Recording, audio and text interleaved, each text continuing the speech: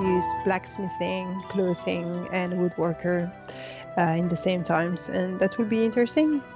It encourage again players to play the game, to craft better, and I was collecting this stone tooth mystery meat as part of the New Life Festival, and I was thinking it's not really that much of a mystery, is it? I just killed a wolf to get it. Yeah. I mean, it's wolf meat. It's not a mystery. Anyway, sorry.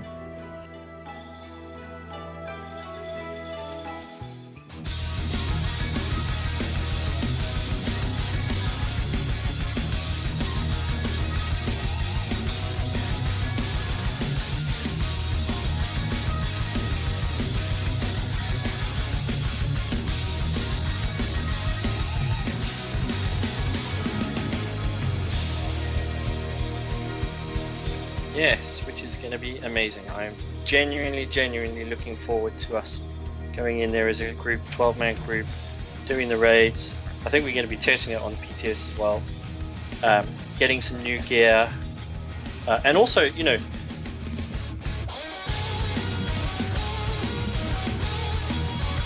our third competition time. Awesome. In honour of all of the new monster helms, the words are going to be "I like hats." You have the opportunity to win 20,000 gold if you're watching this live.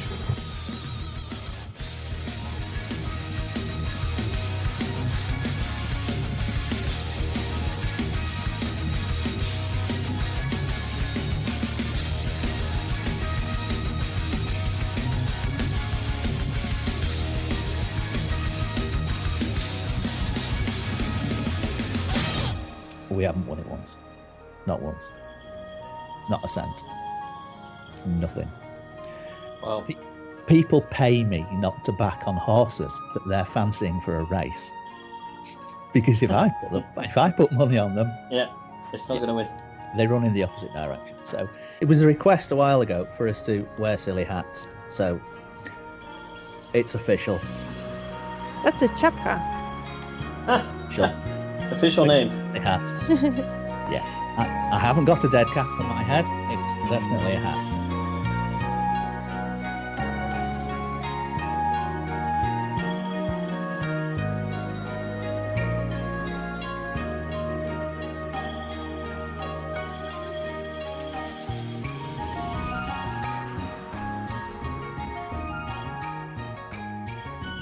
Good evening, ladies and gentlemen. This is the Final Fantasy XIV webcast and podcast brought to you by Alith, the fun, no pressure, socially casual, free company based on the Cerberus EU server. Welcome, Eorzeans and fellow Alithians, to episode 20 and the first of our second season of Alith-Cast. Hello. Hello, I've waited so long to say that. It's been a while. Indeed. It has indeed been a while. So for the guys who are, and there appears to be loads of them in chat. Wow, that's scary. Hi, folks. For those of you new to the show, Alith-Cast is the official podcast of Alith, free company, Cerberus EU server, and which is dedicated to Final Fantasy XIV news and discussion, as well as news and regular features from and about our community in the game. So you can expect, let's have a see what we got on the show. We will have Final Fantasy XIV news and views. It's going to be pretty informal, and we've got lots of new players in the free company. So we're going to be mainly focusing on the sort of casual and fun aspects of the game in the beginning, which we're going to keep as a theme always in the show, because while there are lots of worthy podcasts and videos and streams that sort of focus on endgame, and I know when I first started playing Final Fantasy XIV that I would watch those and think, I don't understand anything that's being said. So we think it's important to cater to people who are starting out in the game who just play casually, who want to just sort of have fun. So we're always going to keep that aspect of the show. However, as the free company and our presenters, me included, become more experienced in the game, we'll start to introduce more specialised topics and delve deeper into the game. So watch this space. We'll have Alith News, which is going to be news and regular features focusing on our growing community of fabulous people here in Final Fantasy XIV. And regular live competitions and giveaways for your lovely people in chat. So, without further ado, let's do some introductions. And please welcome on tonight's show someone who hardly needs any introduction, Elloa. Hey guys, I'm so happy and so excited to be part of this cast. First, it's so long we have not done the Alith-Cast. Yes. And for me, it's the first time I'm going to speak about Final Fantasy, and I'm really happy because it's a game I'm getting more and more into. Yeah. So to warn everyone, I'm kind of new to the game. So if you want an expert advice, don't look at me. Same here. I really like it. I'm discovering it step by step. So I hope that my presence in the show will give you a fresh look, a fresh glance on what the game can be for someone that delves slowly into it. Yes, absolutely. And joining us for the first time, Githrandir. Hi, Gith. Welcome to the show, mate. Hello, guys. Really happy to be here. So I'm also excited because Final Fantasy is a great game and Alith is a great community. So we're going to make this rock, and we welcome everybody to come on the journey with us. Absolutely. Super duper. And, back with us. Trying to. You're on audio, mate. Are you still there? But the camera is acting up. Yeah, I'm still here, but the camera doesn't want to go online. No probs. You will stay the mystery man. The mystery man, yes. I think people already saw me, so... Yes, and also joining us for the first time is Zenshi. Hello, mate. Hello, there he goes. Hey, well here we are. Hello, Yay! everyone. Sorry about this, but the camera is acting up. I don't know Back, why. Yeah, and then I'm gone again. Sorry about this, but... that's all right. Feel free to stay on audio, mate. We've still got you. Yeah, we've been online with camera for about an hour and never went out. And 2 minutes before, it's starting acting up. That's the risk of live feeds. Yes, it should be that way. Otherwise, it will be too neat, too perfect, and we will think that we have recorded this and prepared it in advance. And we were professionals on this and stuff like that, right? Yeah, that would be wrong. I'm here. I hope for the rest of the cast. So yeah, stay there. Yeah, I'm trying to. So, do you want to introduce yourself, mate? I'm Zenshi. I'm currently playing my warrior on Final Fantasy XIV. I'm from Portugal. For people that don't know, I'm 41 years old, and I love MMOs. So here I am. You're in great company, mate. Yeah, I think so too. Great company. Welcome everybody to the show. So we're going to start as we mean to go on, and I reckon you've got a competition for us, or a giveaway. Should we call it giveaways? Because the giveaways, aren't they? Yes, we will do a first giveaway. So, guys, you will have to prepare yourself and to write a word. I think that we should ask people to guess the words instead of just giving it to them. It would be more fun. Yeah. So it's not going to be easy, I have to say. Let me see. I am a very tall, big beast. I'm all green and my arms are almost as long as my body. I have an enormous mouth filled with 3 ranks of teeth, and I scratch my butt. Who I am?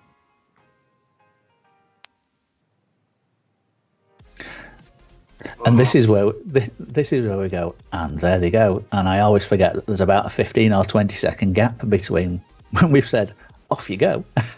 to when it starts appearing in chat. And I really need to pull up Twitch because my app is going mental. Well, I had to turn off my Twitch, so I'm not seeing the chat. Sorry, guys. It's okay. It's a compromise between having the camera working or Twitch, so it's better to have the camera. No worries. Yes, there we go. Yeah, feel free to type away, folks.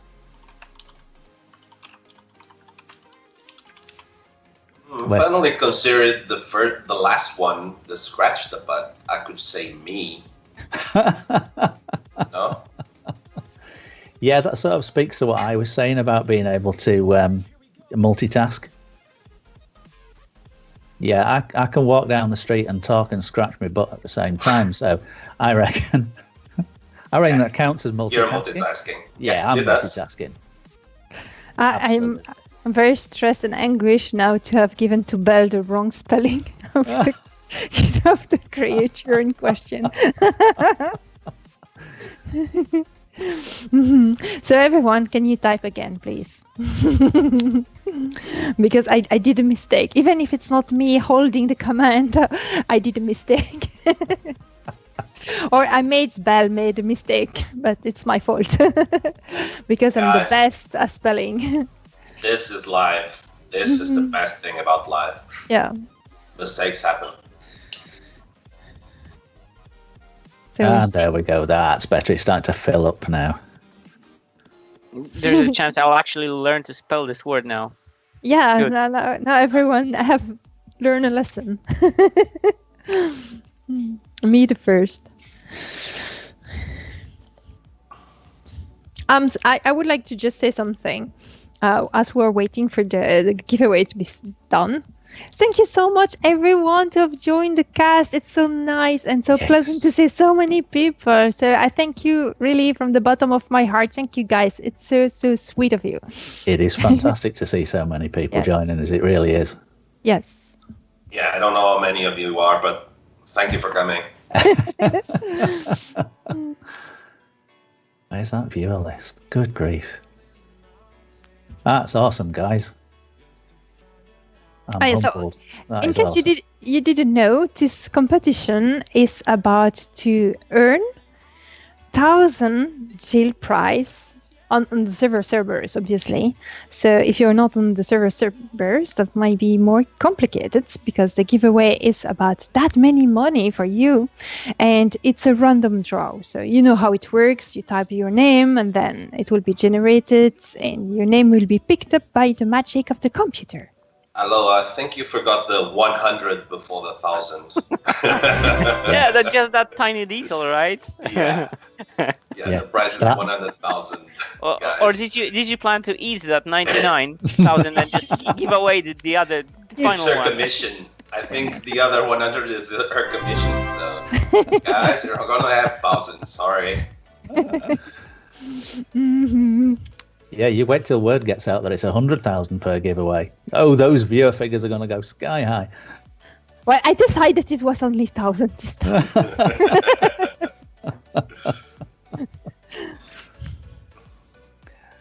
And we have a winner. Was it me? It's unfortunately either you nor me. Yeah. I'm gutted. Esmonlae, also known as Brina, which is a new company member, and so we can welcome you officially in Aliths. Yay! Awesome. Welcome to the free company, Aliths. And congratulations. Yeah. Yes. And these giveaways as well are for anybody if you're on the Cerberus server. They're not just for the free company members. So if you are in live chat, you stand a chance. Yes. So, first section of the show, Final Fantasy XIV news, views, and discussion. And basically, the sort of theme that we wanted to go with was being a new player in Final Fantasy XIV in 2007, because the game's been out a goodly while. Mm-hmm. Let's face it, it is a seriously established MMO. It's 5 years now. Yeah, is it 5 years, really? Yeah, is Yes. that including 1.0? Original launch, yeah. Yes, It's 5 including years. 5 years. That's ridiculous. Yeah. So, yeah, being a new player in Final Fantasy XIV in 2017. What do we think? Do you think it's too late to jump into Final Fantasy XIV as a new player in 2017/2018? Oh I no. think, no. I think the only too late for an MMO when you jump in is when the MMO is being just shut down. Otherwise, Yeah. you just, it's pretty much true across the board. But especially here, I mean, I don't feel that I'm gimped in any way joining now versus 5 years ago, right? Sure.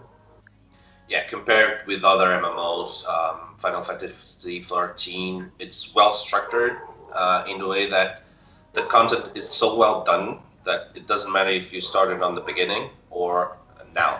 Yes. The content is very well done for character progression and new characters and new players coming to the game. So it's a really, really good game to come in 2017.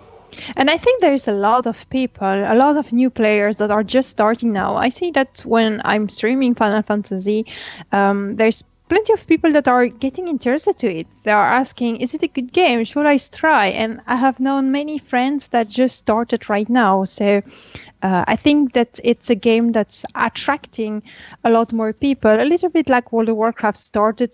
It didn't start slowly, don't get me wrong. But the first years you only had 2 million people, and then it grew. Yes. It only grew to 10,000 3 years later. So you can see the progression that was a big boom. Well, it started kind of slowly. And with Final Fantasy XIV, I think it's get more and more interest because they are very consistent with what they're doing. They're doing a good product.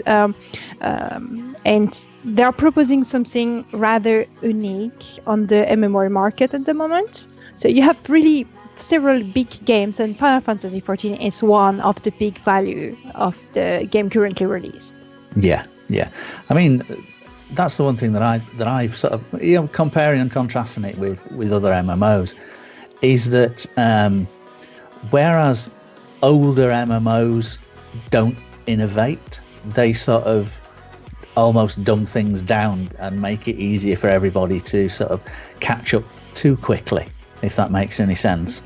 I mean, I know that I've still got a World of Warcraft account, and I know that a lot of WoW players, and it's a great game, but for me it seemed to dumb itself down too much and make it too easy to get to end game, which really isn't rewarding for me. It's not very rewarding for it to be dumbed down too much.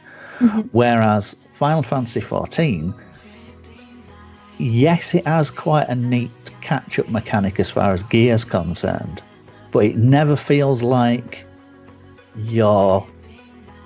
it's just being handed to you on a plate. You still have to work for it. Sorry, go ahead. And I was just gonna say that it's correct. You have to approach this game with the mindset that there is lots of content for you. You're not racing to end game, and that's really the advantage, because if you look at it from even like a single player game where you have lots of story to get into, lots of lore, this is the game, right? It gets within the game, you have everything that you can discover, learn about the lore, and you actually understand what's happening. Some games are less about that, especially MMOs. It's not that clear. All the different plots are loosely tied in or not connected at all, and sometimes you just skip them because you race to end game. And I think we can debate that, but I think Final Fantasy has this neat gating system that it just stops you short of racing too fast, in terms of you have to understand the lore and then you progress later on ultimately towards the end game, right? But you have to get through this. You have to understand what's happening. And at least the first time when you're going through this. Yeah, I mean, there's a massive amount of content. And the thing is as well, there's really good rewards for it. There's great progression that every single player can enjoy. And I mean, if your friends are at a high level as well, they can still group up with you for any of the content without any penalty at all. Or even, I mean, there's no fear that you're going to be following a level 70 through a low level dungeon and it's just going to be face rolling while you pick up the loot behind that they leave behind. No, they're not going to feel overpowered. Who you're playing with, the mechanics are absolutely brilliant. Yeah, the thing is, with Final Fantasy, they give you the choice. You can go with your 1170 friend and unsynced, and you can just steamroll everything and kill everything and just pick the loot. But you can also go with your 1170 and he's playing at your level. Yes. Okay, he has his gear is synced, the gear is synced, but okay, you have more advantages because you're playing the game a little bit more. You're 1170 already, but you can have a really good experience with it. And he's 1170 and you're like level 15 or something, and you can play with him. Yeah. Other games don't give you that choice. That's one of the things that I like in terms of Final Fantasy. I mean, I'm just short of level 61, and when you jump into a low-level dungeon and it whacks you back down to about level 10 or 15, and all of a sudden it's almost a challenge because that little bit of muscle memory that you've got from learning your rotations and it's that's gone. The bad part. Yeah, you're back to being like two buttons. Two buttons. Yeah. So it's fantastic. Final Fantasy can be a little bit difficult for some player to get into it. It has been my problem. For me, I didn't love the game immediately because it's very slow, because it teaches you things in a very different way than other MMO. You cannot really rush through it.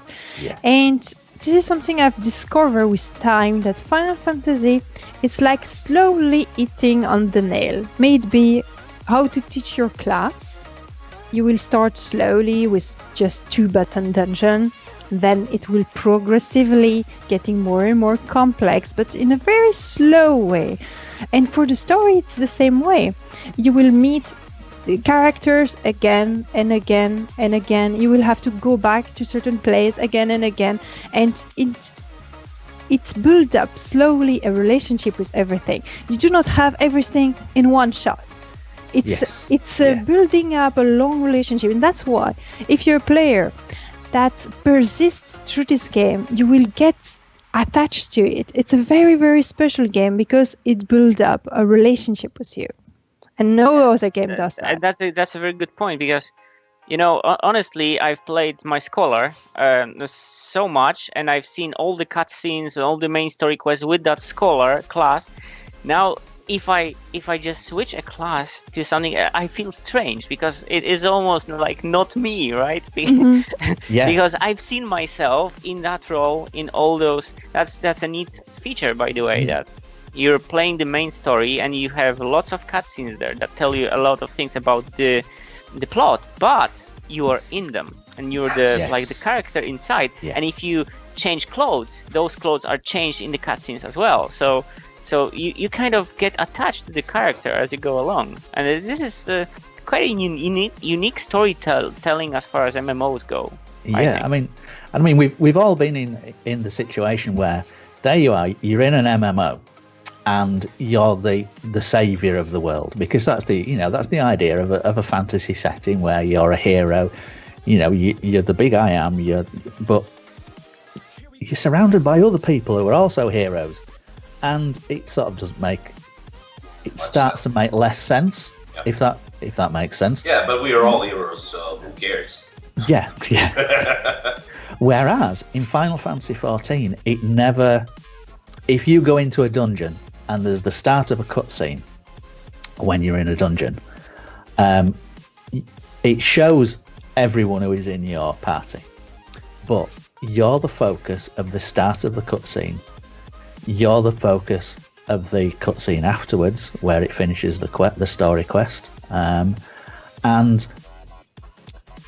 the other players around you they're not portrayed as being the hero, whereas that sometimes falls down in other MMOs. I find where it's there are all these other heroes running about around me, and they sort of intrude.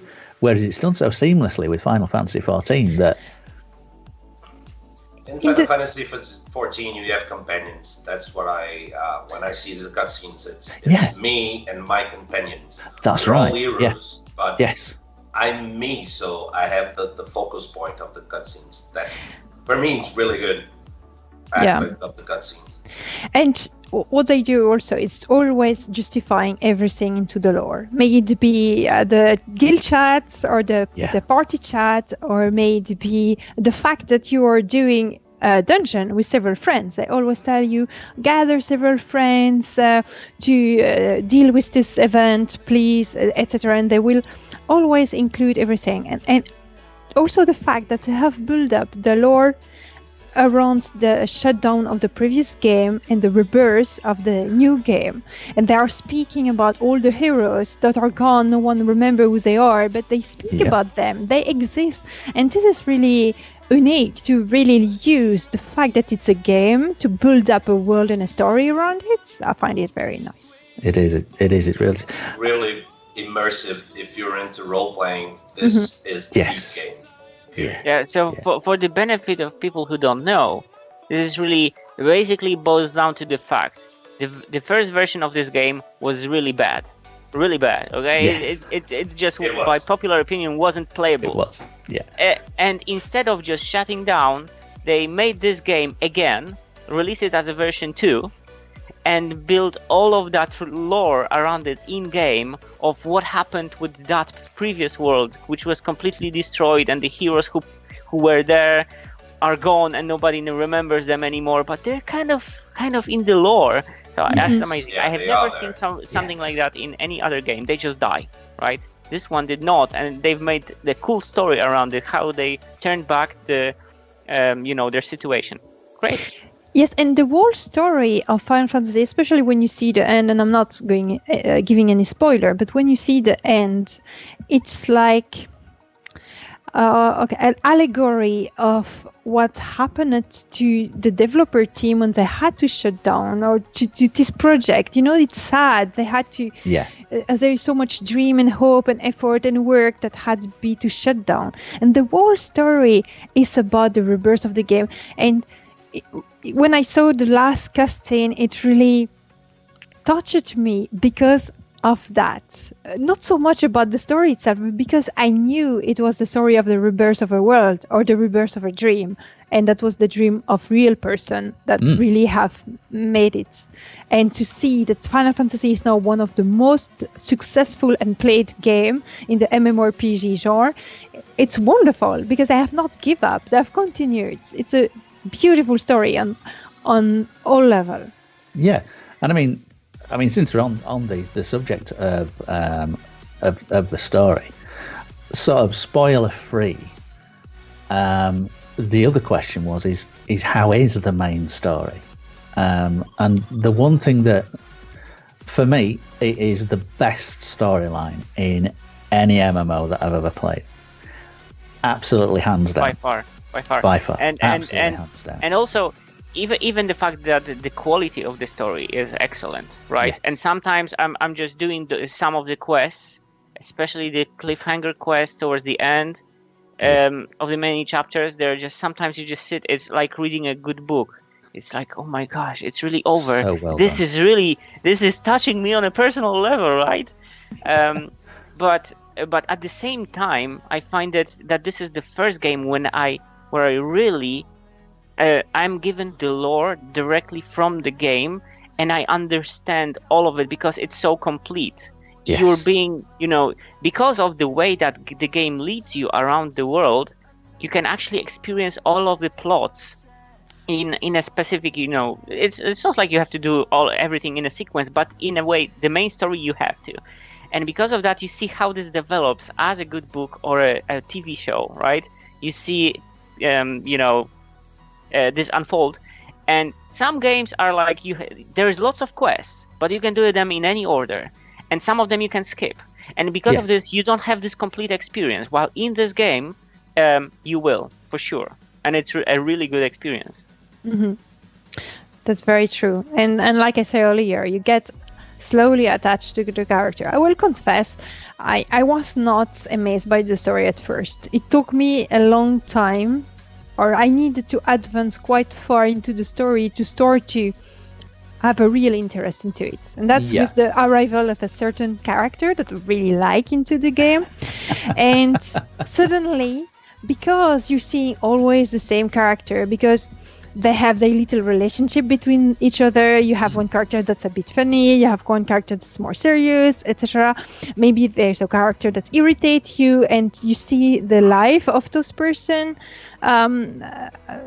happening around you, and because of that, you start to build up a real relationship. But it goes slowly. So first, you don't care about those guys, but that's like in real life too. It takes a long time to build up a friendship. It's the same as the game. Yeah, I mean, there was one particular point in the story where, it's a jaw-dropping moment where something cataclysmic happens, and you realise, hellfire! I actually like this story. Really like this story, and I'm more into it than I actually thought I was. And I mean, the other thing to note as well is that I always find that the main storylines in MMOs tend to be quite isolated from from what's going on around them. You'll have the main story, and then you'll have side quests that don't really make an awful lot of sense. It's kill 10 rats, and it's the whole sort of cliched thing about MMOs. Whereas in Final Fantasy XIV, wherever you are in the story world and in the story itself, the main story, every single quest that you do, no matter how small, is relatable to the main story, or it makes sense where you are in the world. It's never sort of, there's this guy stood at the side of the road and he's dropped his pencil and he needs you to go cut down 14 trees to make him a new pencil. And he's in the middle of a desert. It's never anything like that. Each little random side quest has its own little story that makes sense as a whole to the rest of the game and the rest of the area that you're in, which impresses me no end. I don't think I had to, because of the leveling mechanic, which we'll come to in a moment, I actually had to start missing out side quests. And I've forgotten what I was going to say now. I started missing out. Yeah, I started missing out side quests. And you actually do feel like you're missing out on something, because up to that point where I thought, because of this particular mechanic, I'm going to have to start sort of skipping a little bit and stay on the main sort of story quest and stay on the larger quests in the system. Otherwise, I'm not going to have these to come back to when I need to come back to them. And you start to miss them because I've done every single side quest up till that point. I'm the completionist type, so I finish all of them right as I go. And what I found also is that those side quests, even though they're not directly attached to the main story, they kind of are in the theme. They are somewhere on the side, but they make sense, as you said, right? Yes. But they sometimes they're little chains on their own. You have a few quests, and then you have like this ending that actually makes sense, and it ties this plot together and basically wraps it up. It's cool. It's not like you can kill 10 wolves and you're done and you've got that pencil, right? Yeah. And it's over. No, it's actually you're doing a few things, and then there's a logical conclusion to this plot. And even though it's a side quest, it's a really nicely built side quest. I like it. So even if you approach this game just purely, I just want to try it, there's lots of actual content there to be done lore-wise. Really good. And if you want to hunt 10 wolves, it will be 3, and it's called a hunt log. Yes. So, going on to the, what's your Zenshi? What I know you've been struggling with staying with us. Yeah, Yeah, back now. switch New my camera. Yes, no worries. What's your take on the whole story-based aspect of Final Fantasy XIV? I'm gonna be honest with you. I didn't like Final Fantasy. Well, it wasn't like it wasn't. I wasn't into it before I started playing Final Fantasy, and I have to say that I rushed a little bit to level 70. Well, level 60 before, and then level 70, and I usually skip all the cutscenes. So I'm not the best. Yes, we know about you on cutscenes. So, but I have to say that. Zenshi, but do you watch them later while sitting in an in-room, or do you completely give up? I completely give up. It's too many. Right now there are too many to watch, so I completely gave up. But I like the story. I like the world. I like the way that the world is presented to me. Even if you didn't saw the cutscenes, you have a glimpse of what it is, the world of Final Fantasy. Yes. So I think it's very well done because of it. Even if you don't see the cutscenes, you have a glimpse of the world. If you want to see more, you can see the cutscenes. If you want more lore, you can always look or search for it. Yeah, that's why it's good. Even if you don't, well, if you do like me and just skip all the cutscenes, you have a really good introduction to the. Well, we cannot skip everything because I had to do the main story. Yeah. So I could get to level 70 and have access to all the things, but only the main story. It will give you a very good glimpse of the world of what is Final Fantasy XIV. So speaking to the whole leveling experience, the leveling experience as a whole, how have you guys found the class leveling experience? Because there's something it's actually quite special in. Yeah. The fact that Fantasy. I honestly I'm thinking how could I go back to something else now, because the fact that you can have one character and you can have any class on it, any class or job, as they're called later in Final Fantasy, right? And you can just start leveling one, then maybe you feel like switching to the other one, and ultimately each class has its own level, so you still have to put in the work, right, to get them to Max 1. Yeah. But the fact that you can kind of you do the main story once on the character, you have all the lore, and now if you just want to play differently, you don't have to do all these quests again, right? You can just pick the most optimal path for leveling for your second and other job. Yeah. And you can just switch between them freely by just equipping a different weapon. And that's really neat. That is, I think it's a sweet spot. Like, you still have the class experience, and they're very different, the classes, and you still level the classes, but you do it on one character. It's very, dynamic. I like it a lot. Yes, I agree with that. It's really the one feature that will differentiate Final Fantasy the most from every other MMORPG. You can speak about Final Fantasy, you can do that one thing. Level all classes with the same character. It could be a little bit annoying for people that enjoy alting and that like to have several creatures, but you can still do that if you want. You can decide that you will only play one class with your character and make alt instead of doing everything on the same. But for other people that are a little bit like achiever, you can do everything on one character and have with one character explore the whole game. You can have all the job, and each job have its own storyline, so you will experience a storyline related to your class and such, with different little adventure and cutscenes, so you can get attached to your character as a warrior, and your character as a monk, and your character as a white mage. And at the same time, you also have all crafting class, all gathering class, everything. You can really explore your character like this, and then you can compile every sort of achievement, story, exploration, golden saucer, whatnot. So that's one of for me, the best features of this game is the way that you can change your jobs or classes, depending on your level. Because if I think of the times when I played World of Warcraft and I was on a raiding group that was trying to be the first of the server, for us to just change characters because some encounters needed this type of characters, another one needed another ones.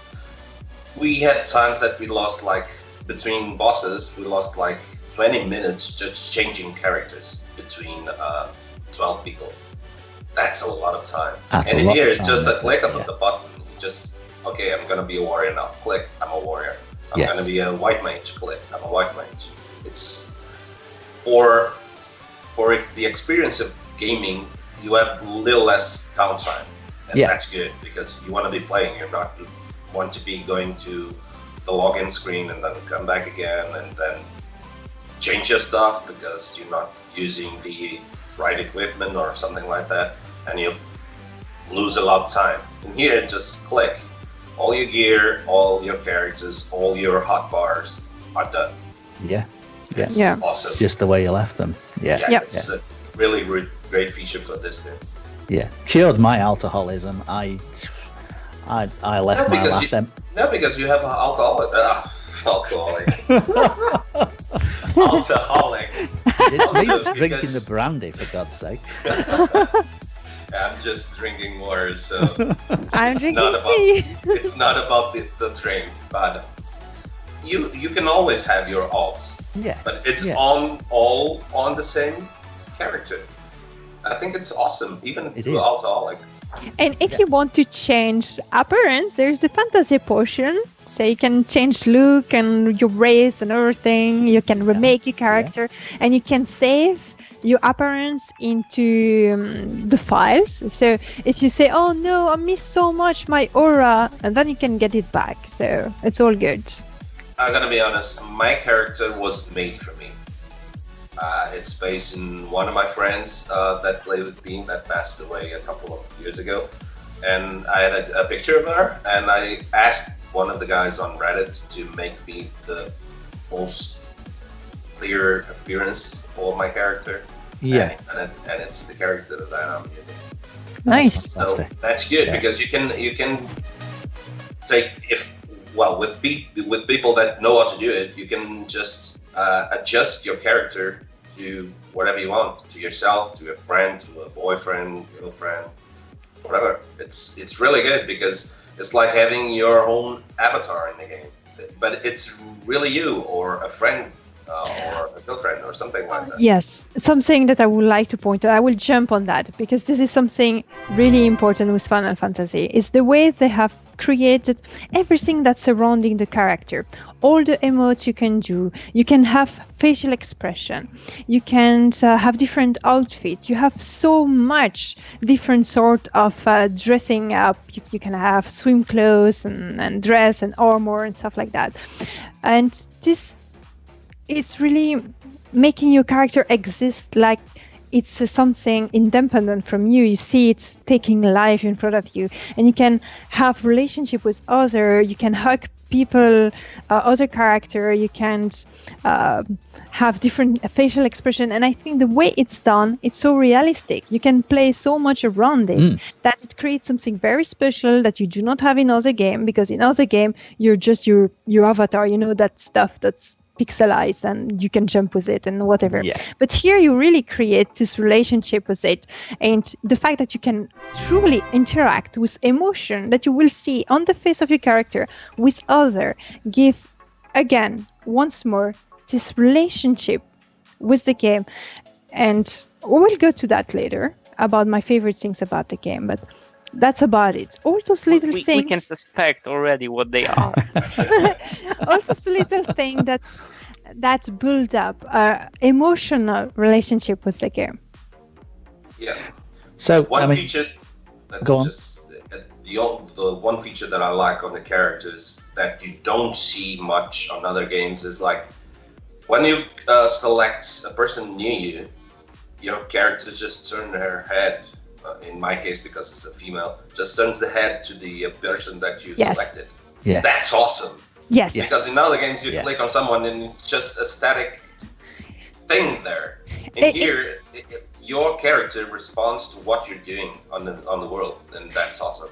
And it seems like a detail, but it's very important because that's really make your character alive and living towards others. And it's really make it's like you're the observer of something living in the world. Yeah. I mean, and it turns, for instance, the wave or the welcome a lot better because in the other games you select someone on your left and your character just waves to the front. In here, it actually turns to the left and says and waves. It's awesome. Yeah, and if you're typing in chat to that person, you look at your character's face, and your character's talking. Yeah. Which is just a tiny little thing, but it all adds depth to the whole all sort on of the details. Yeah. Yes, it really is. And I mean, going on to what we were saying about, Elloa, you were saying about interacting with, this is a really clumsy segue, interacting with other people in the world. Group content, the group content experience in Final Fantasy XIV. Now, I will hold up my hand, that one, and say that in all my other MMOs, I've been primarily a filthy solo player. I really have. And I've been the first to get up on my soapbox when content has come out where you've got to group up and say, I don't want to be forced into grouping up with other people. I like my MMOs, and I like my MMOs because they're, unlike solo games, they feel alive because there's people around you playing the same game. They're in the same world space as you are. But grouping up with other people, I really wasn't into dungeons. It just wasn't my cup of tea. So I started playing Final Fantasy XIV, and with that thought in mind, I created a warrior, because I went on the internet and Googled it, and they said, warriors, nice Good and choice. strong, good choice. You want to play on your own, you want to, go through stuff, and be, a bit of an easy time, shall we say. And don't have queues on the Define and stuff like that. Yeah. No, sorry, I was digressing.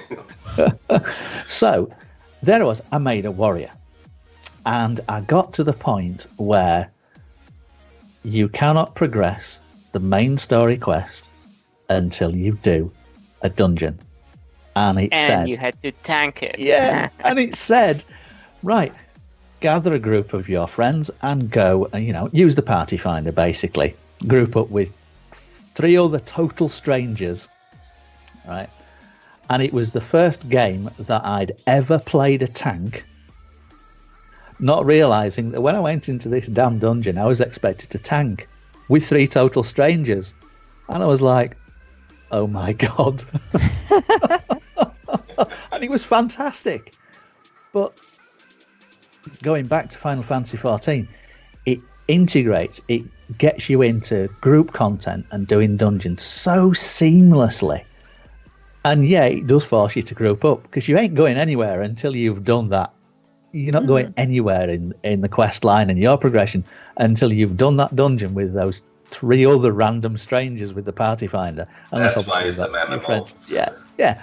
It's you're not going anywhere, but it doesn't matter, because it integrates it so well, and it introduces dungeons to you so seamlessly and easily that you get to the next one. Oh, I've got to do another dungeon. Oh, okay, party finder. Yeah, let's go and do that dungeon. And Something And that's helped me very Game much.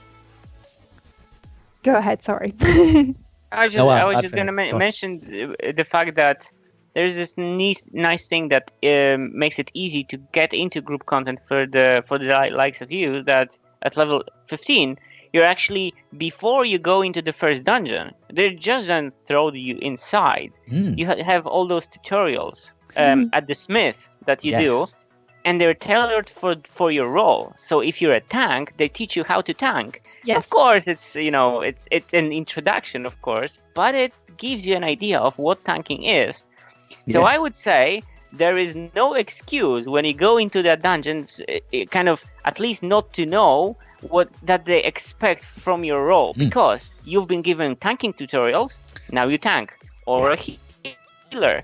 or a DPS, right? You know what to do. They've given you a few scenarios, and so I even heard from a friend, when do those tutorials end? Because I want to. This is my fifth MMO. I just want to kill stuff, and I have to go through all the tutorials before they let me into the dungeon. Yes, this is one of the really good things that it can be frustrating for some people, but is in the same time building up, once more, slowly, but building up everything that you need to do to have a good, well-educated community. And that's one of the very important things, is that the community of Final Fantasy XIV is one of the nicest. And I've known many games that had a great community, Elder Online being one, Guild Wars 2 being one another. But in Final Fantasy, people are constantly teach by the game how to be nice, how to be kind, how to be polite. The NPCs are nice and kind. Sometimes I know that some people find everything a little bit naive and maybe a bit too cute and stuff like that. But it's immerse the person and the players into a nice atmosphere that encourage kindness, that encourage friendship, collaboration, being polite to each other. And that's so precious in the toxic world we live in. So precious. It is a blessing. Yeah, I mean, you're actually encouraged to give, if you group up with the party finder, player commendations to each other. And there's an achievement for getting player commendations. There's achievement to collecting. Two achievements. One is a little bit hard to achieve because I think it's 1,000. Yes. Yeah. I think. And that's you can a little bit harder, but with time you can get it.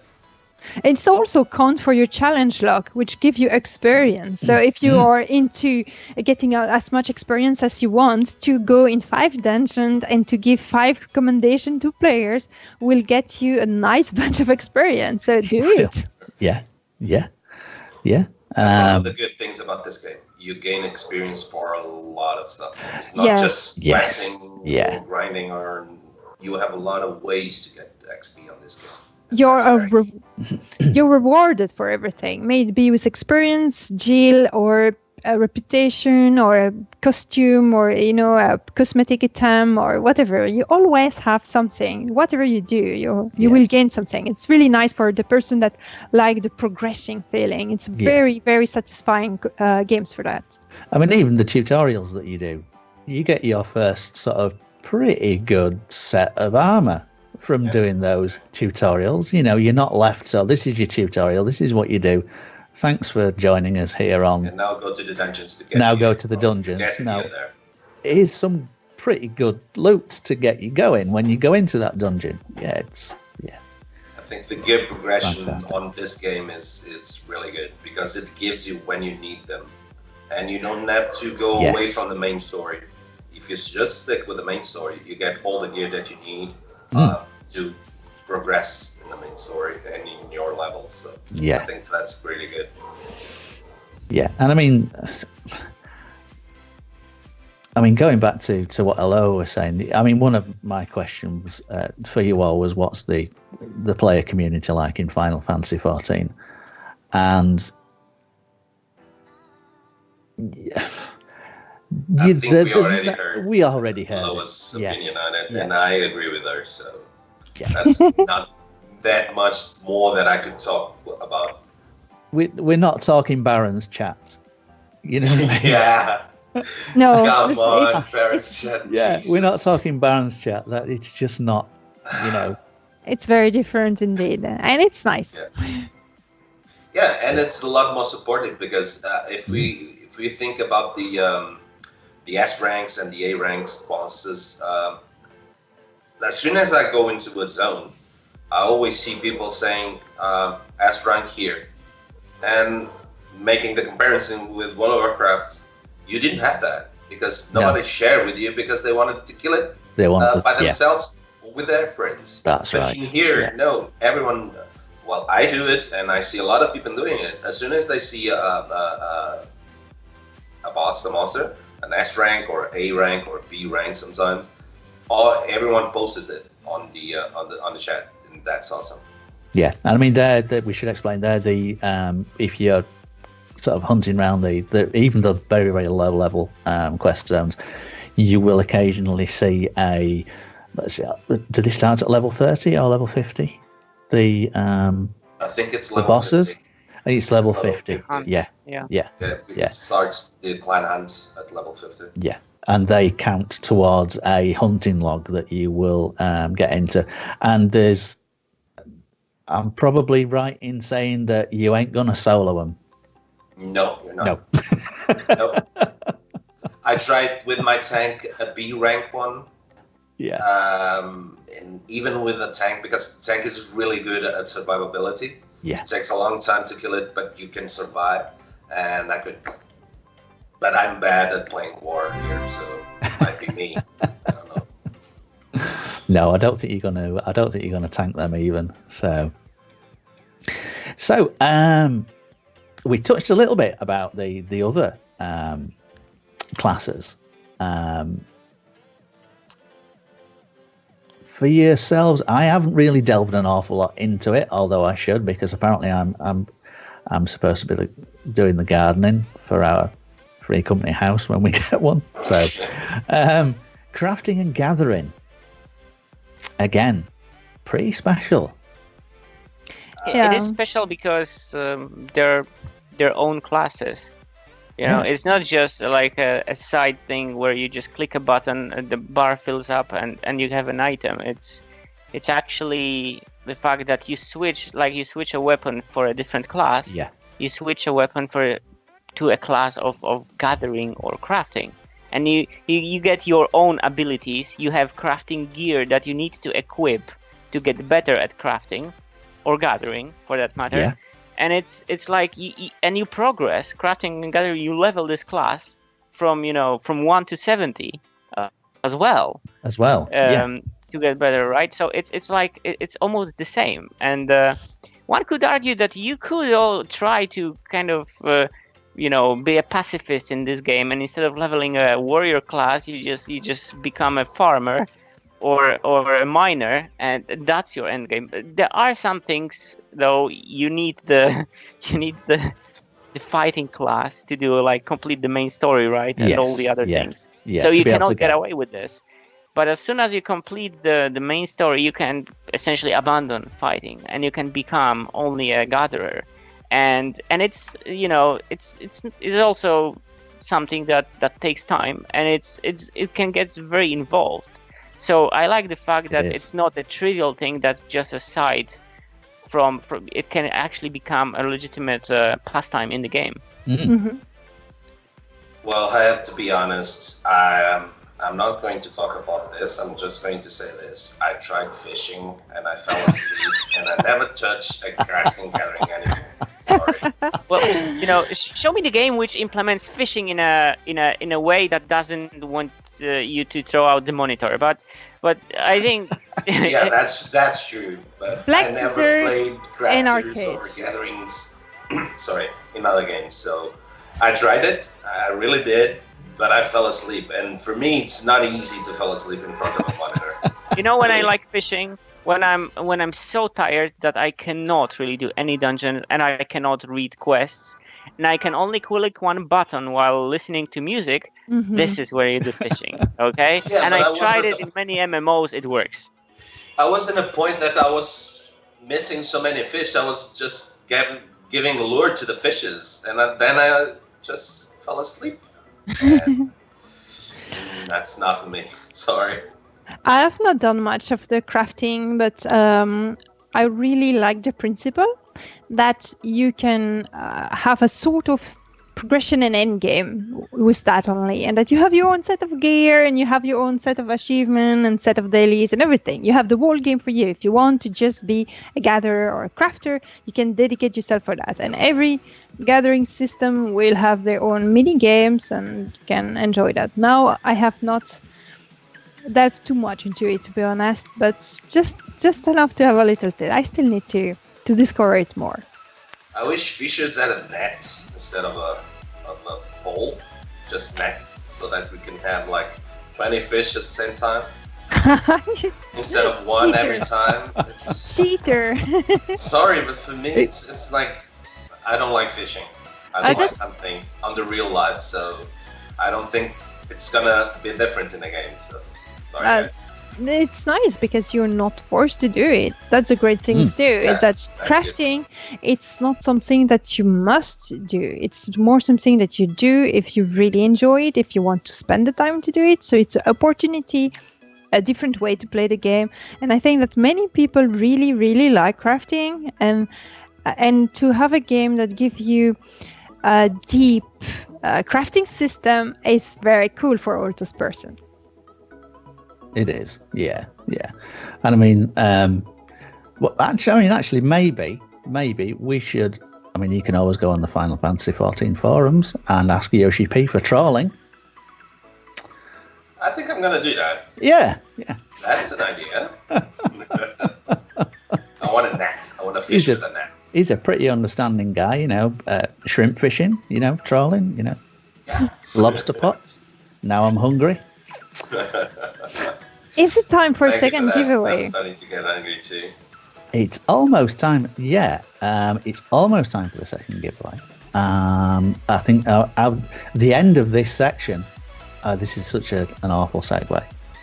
The end of this section was, what is there to do once you reach end game? And we have to be very, very brief with this because there's so much. There's so much to do at end game. Which I'm not at the moment. Me neither. So it's going to be a very short segment. I will get out of the discussion. I'm listening. But let's be honest. I mean, it's any serious MMO these days has to have a solid end game. Otherwise, after a month or so, people will just drop off. Yes. Right? Yeah. And surprisingly, there are still MMOs which fail at that, even though they should learn by now. Well, Final Fantasy is something, and this is what I wanted to really touch on, and that's something that Elloa alluded to at the beginning. As you get into the game and you start leveling, you may think, my gosh, I don't really get this story initially, like the first 10 or 20 levels. Or this is so slow, I just have 2 abilities and they take ages to actually cycle, right?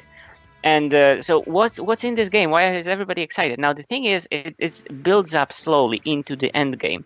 And it is really complex there. And even crafting and gathering can be complex. And if you look at the culinary recipes, it's like, some of them take dozens of ingredients which you have to collect from different places and so on. And this is really, don't be discouraged or fooled by the fact that the first 10 or 20 levels are slower because they'll build up. And the end game, of course, we have the raids, right? And there's always raids, and there will be at the end of the game. That's pretty much like what serious players aspire to always. Yes. Right? Yeah. There is some PvP here, although arguably it's not like the top end game. It's getting better, but I have to try it myself. My focus was like, I'm doing this PvE stuff. I want to get to the end of that and see what it's like. And see what's what. Yeah. I'm gonna be honest, and I'm gonna use the. And from what I was just gonna say that the extreme difficulty things. The end game is really nicely positioned because all the dungeons you're doing while you're leveling, and then even the foreman dungeons at level cap, they just give you a good flavor. You feel good about yourself. You get your confidence up in playing your class, and then you get into the more difficult stuff and finally go to the extreme difficulty. And this is where you stop complaining that your global cooldown is 2.5 seconds because there's so much happening and you have to play your class so well and execute the mechanics of the raid. But what I find it really fun personally in Final Fantasy to actually go in blind and learn the encounter on my own. I've been doing this so far all the time while leveling, and even went into Extreme Primal with a pack group, not knowing anything about this, and we actually beat it. Okay, and half of the group was there just learning the encounter right there, without video. Yeah, it's it's an excellent experience. Yeah, I think the initial ones, the ones when you start to learn them, like Alith-Cast V1 through V4, the normal ones are very, very good for you to learn what is going to be the savage encounters, for instance. Because, like Gith said, you can go there with 7 other people that you don't know from anywhere. You don't have Discord, you don't have any means of voice communication, and you beat it. Yeah. And that means that the game works, because it's my opinion, but I think they did it. They meant to do it like this, so that every single person could experience the raids at a normal difficulty, and everyone can do it. Afterwards, if you want to go to Savage, that changes a little bit. You have to have a little bit more, a lot more coordination between the 8 players of the raid. And then on that instance, on Savages, what you really need is voice communication. Without it, it's going to be almost impossible to do it. Yeah. But that's good, because it's as everything for everyone. For the people that are casual, just want to do it once a week to get their Delta-scapes thingies. I don't remember the names. The data logs in the end. If you do the 4, they give the data logs, and I think that's really, really good. And it's not only raids on endgame. You have a lot of stuff to do it. You have the primals, you have the raids, you have the trials, you have the extreme dungeons that they're not hard. You know, if you do it on Duty Finder, they're not easy to do. If you have people that don't know what to do, you will die sometimes. You'll struggle. A lot. Yeah. And you will struggle. So I think in endgame you have a lot of things to do, and it doesn't happen like other games where you just, okay, I killed the last boss of the last raid. What's next? Nothing. Yeah. And here you have a lot of things to do. So I think in terms of endgame, this game is one of the best so far that I've played. Yeah, I definitely agree. So let's take it in turn. I want to be last. One thing that you love about the game, and one thing that you would, in its present state, change about the game. I will actually answer respond to this by also answering a remark from Rama here on the chat, because he's asking, don't I think that the game should be interesting in the early game as well, instead of just the end game? And I will tell you that the one thing I really love about this game is that the fact that it teaches you to play, and because of that, you cannot have a very engaging and complex mechanically class design and an encounter design at the early game. You have to have it simple, right? So that people pick up the game at their own pace, even those who are not MMO veterans. Yeah. But what the game does smartly, because of that, is they give you the story. I really like the story, and they give you the story so that instead of focusing on playing your class mechanics and beating encounters, which is what endgame is about, initially you focus on the story. Why are you there? What is the purpose of all of this? And you get drawn into this like watching a very good TV show, or reading a good series of books, and you get into the story and you kind of execute your class mechanics and beat the dungeons along the way while waiting what's gonna come next. And then when you get to the end game, is about, okay, I have difficult stuff now, I have to step up my game and learn it, but the story got me there. I like the story best, right? I would like to go ahead. To jump fast on that, to say that the game become more and more complex on the way. You don't need to wait end game to have more interesting dungeons. So that's just what I wanted to say. Yeah. It is true. It is true. You have the story to lead you, but I will even tell you that when I look at the end game DPS rotations of some classes, of course you can learn everything. But personally, to me, it's like, oh my gosh, this is so much stuff to keep in mind. This cooldown, that cooldown, this rotation, and you really have to be on your toes to execute it well and really be competitive, right? So I'm just like, sometimes I'm just, screw it. It's healing is easier. I'm just gonna stick to healing, okay? Because I don't want to, waste my time with all those rotations. And honestly, it can be like that, right? But you get there slowly, step by step, enjoying the story. What I would change about Final Fantasy is really I think it's not easy to change.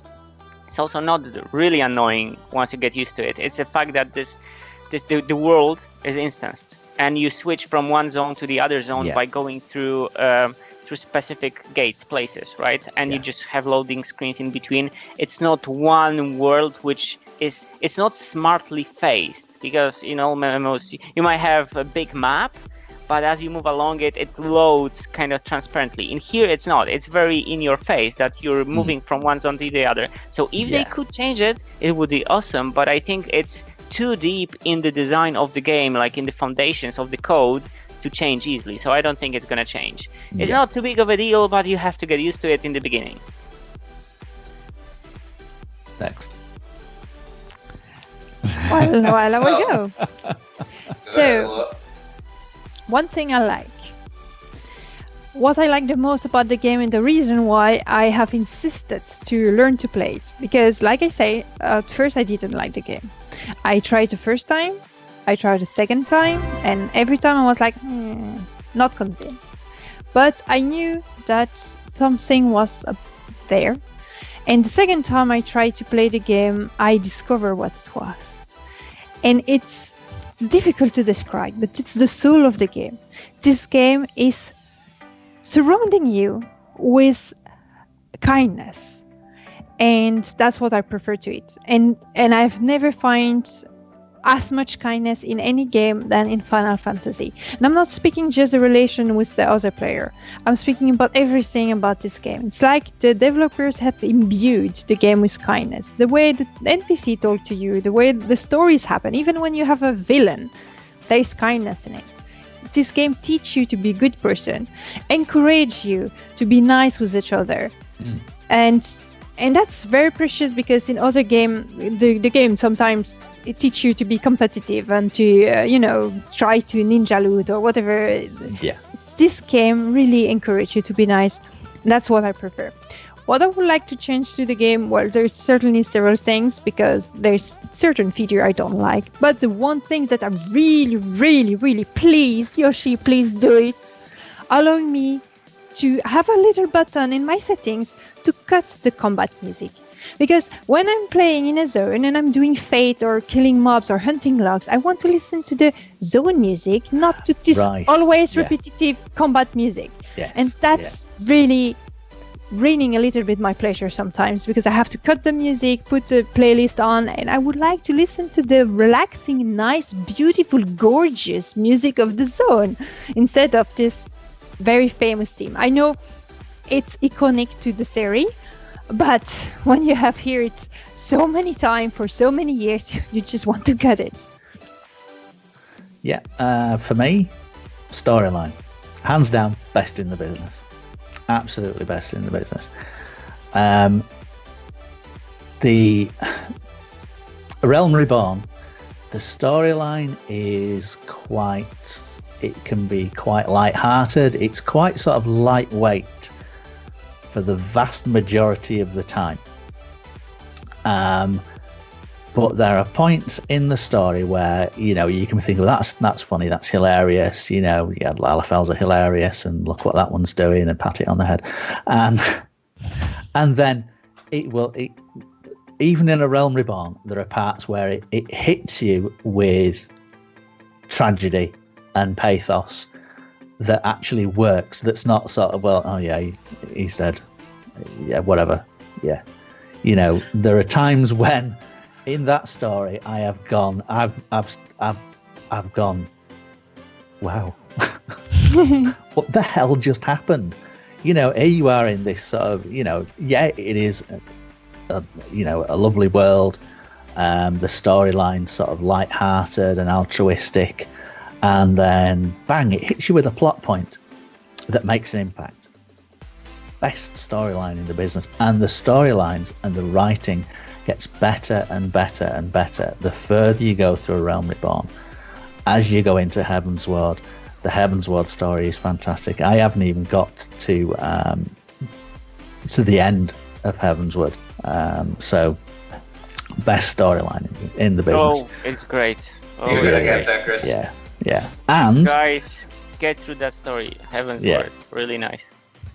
And the only thing I think that, in my limited play experience, I've only been playing it for about 6 months. The only thing that I would change in a perfect world would be an update to the game engine for better graphics. That's the only thing that I would change currently. And I'll probably go and play it tomorrow and think, God, that's irritating. I wish they'd changed that. And I've completely forgotten about it. But for me now, the only thing that I can think of would be to improve the game engine. What I will say to graphics is there are games which are coming out now which are much worse. It's unbelievable. Yes, there are. Yeah. Oh, I've looked on I do my discovery queues in Steam and new releases, and I'm like, are these 2017 games or did they come out in 2002? That's the year that they started to develop them, so yeah, it's around there. Well, in terms of me, what I really love about this game, it's basically the ability that I have all my characters on the same character. Yes. Okay, all my jobs on the same character. For me, the waste of time of logging out, logging in, switch gear, switch potions from one character to another, it's meaningful in the other games. And this one, it really nailed it, and it's, for me, the best thing about this game. About what I don't like, and I'm already laughing because some people already know what I'm going to say. It's cutscenes. Please get rid of the cutscenes. No. And when I talk about cutscenes, well, let me explain a little further. It's a little bit with what Geth said. This game is instance, and they use the cutscenes to prepare to load the dungeons and so on and so forth. And that's the thing that I think that they should change. But honestly, I'm pretty sure that it's impossible to pick a game that is already instanced and transforming it in a sandbox where everything is open. I think it's impossible. I might be wrong, but I think it is. But that's the only thing that I don't like in the game. It's the wasting of time that we have. Not only with the cutscenes, but with the zones changing and stuff like that, you lose a lot of time. I don't like losing time when I play, because if I want to play, I play a fast pace. I always was a hardcore player, not anymore now because of my age and my work and stuff like that. But I was always a hardcore MMO player, so I want things to be as fast as possible because I have 2 hours to play, and I want those 2 hours to be meaningful and to do all of what I want in those 2 hours. Just picking up a little bit about the people that were talking about the game being slow on the lower levels. I can say that I leveled from level 1 to level 60 in about 2 weeks. So that's not slow. The thing is, every single person has a different pace to level their characters. When I started playing, Chris was already like level 30 or 32, if I remember correctly, on that time on that game. And he's still 62 now? I'm not even 61. Yeah, I'm just sort of like 3/4 of the way to 60, and I've been playing 6 months. It's the style of the people that are playing. It is. If I want to play, I can do it, and I did it in 2 weeks from 1 to 60. If you want, you can take 6 months to get to 60. You can take a whole year and not being level 60 if you want to enjoy everything about the game. Yeah. That's the good thing about the game. It's so huge that you can just take it at the pace that you want to. Well, and for the people that are saying that it's a little bit slow, if you want, you can talk with me on on the game or in the chat or in Discord, and I will give us some tips if you want to go faster. It's easy. You just have to know what to do. Yes. Yeah. So, and that's it. Very nice. Let's do another giveaway now. I reckon it is do, time. yes. Yes. Yeah. So guys, prepare yourself. I will give you another enigma. So, it is going to be easy. I am a very fluffy and sweet creature. I am yellow, but if I'm eating some fruits, I can change color. Who I am?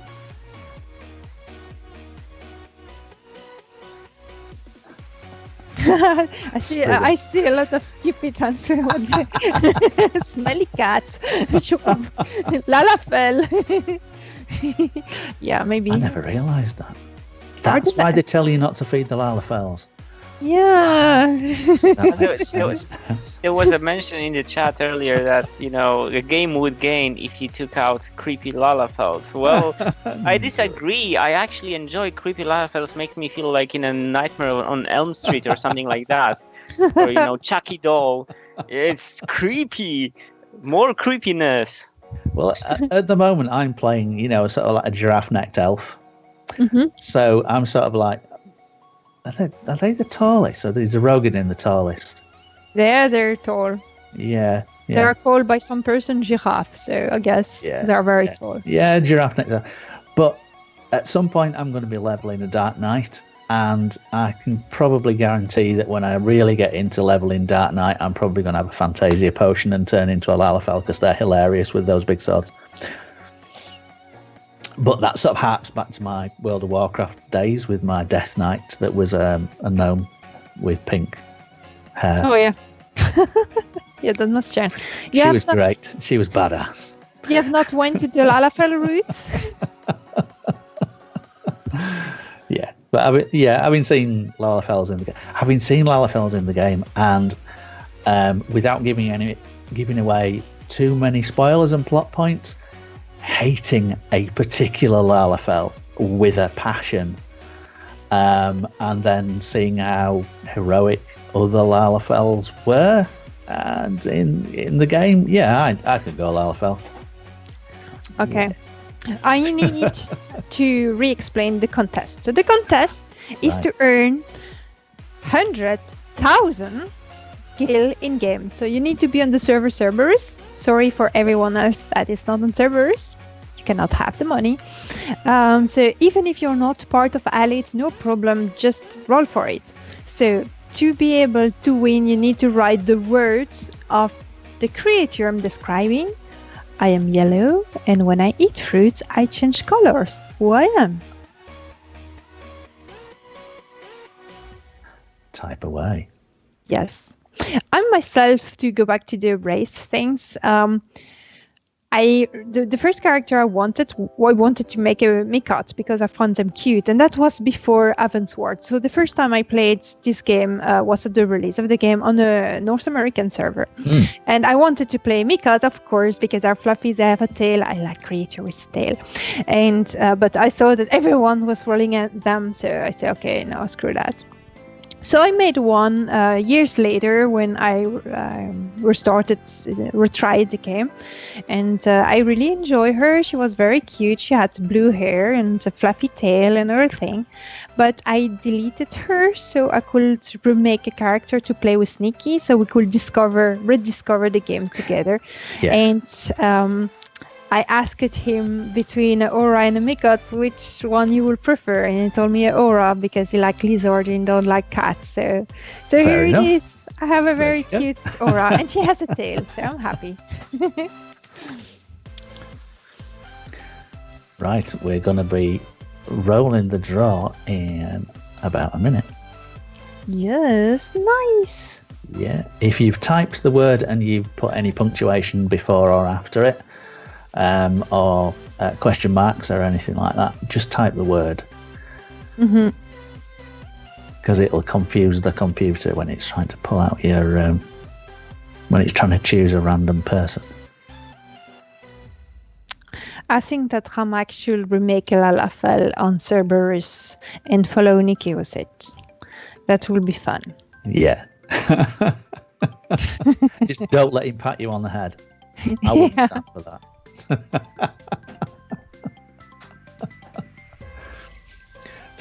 The fact that there's actually an emote in the game for you to be able to pat a Lalafell on the head. Now, whether that was intentional or not, I don't know, but that, yeah. It's very nice. It's just hilarious.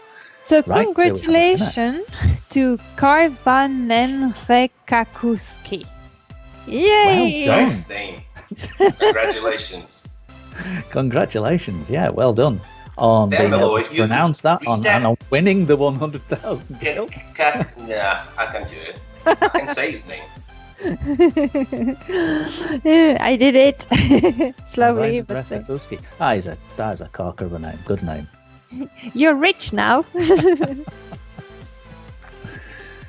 So, right. So we were actually gonna head off straight into Alith news, and then a thing happened today, which was the live letter. Yes, live letter. And we thought, sod it, we'll put a very sort of short breaking news section in there with where we can all have a rest while Gith takes the reins. We cannot ignore that. It's important.